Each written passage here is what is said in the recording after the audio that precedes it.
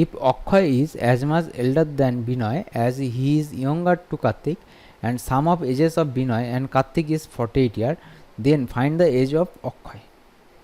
যে অক্ষয় বিনয়ের থেকে যতটা বড় ঠিক কার্তিকের থেকে ততটা ছোট। এবার বলেছে বিনয় আর কার্তিকের বয়সের সমষ্টি 48 বছর, বলছে এবার অক্ষয়ের বয়স কত এটা জানতে গেছে। তাহলে আমরা এখানে ধরে নেব, ধরি কার্তিকের বয়স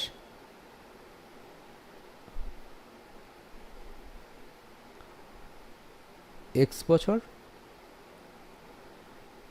তারপরে অক্ষয়ের বয়স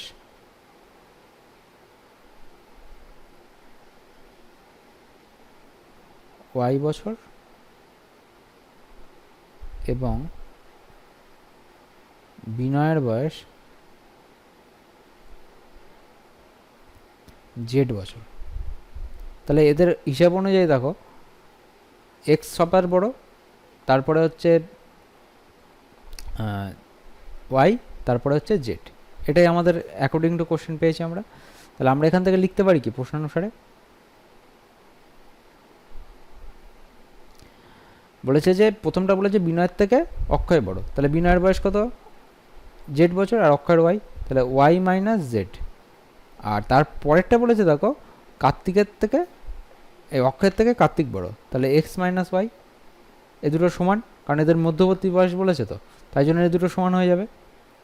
তাহলে এখান থেকে আমরা কী পাবো, ওয়াইগুলোকে একদিকে নিয়ে চলে আসবো, তাহলে 2y equal to x plus Z. এবার বলেছে দেখো লাস্ট পয়েন্টে বিনয় আর কার্তিকের বয়স বলে দিয়েছে 48 বছর, তাহলে এক্স প্লাস জেড বিনয় আর কার্তিক, তাহলে 48 বছর। তাহলে এক্স প্লাস জেডের ভ্যালুটা আমরা এখানে যদি পুট করে দিই, তাহলে 2y ইকুয়াল টু 48, তাহলে বা y ইকুয়াল টু 24। তাহলে আমাদের অক্ষয়ের বয়স কত বেরোলো 24 বছর, অতএব অক্ষয়ের বয়স 24 বছর। যারা ডেসক্রিপটিভ করবে তাদের জন্য এটা লিখতে হবে, এখানে লিখবে যে বিনয়ের বয়স যোগ কার্তিকের, এই কার্তিকের বয়স যোগ বিনয়ের বয়স, কার্তিক যোগ বিনয়, বিনয়। আর যাদের শর্ট ট্রিকে করবে তারা কিছুই না, তারা দেখো দুখানে যেহেতু দুজনের বয়স ইকুয়াল বলে দিয়েছে, যেখানে দুজনের বয়স ইকুয়াল বলছে মাঝখানের টার্মটার পদ মান বের করে দিতে হবে।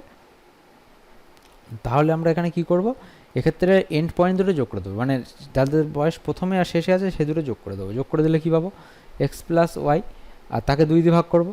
তাহলে যেহেতু টোটাল সাম বলে দিয়েছে তাই 2 দিয়ে ভাগ করলে কী পাবো, মিডল ম্যান মানে ওয়াইয়ের বয়স পেয়ে যাবো, সেটা 24 বছর।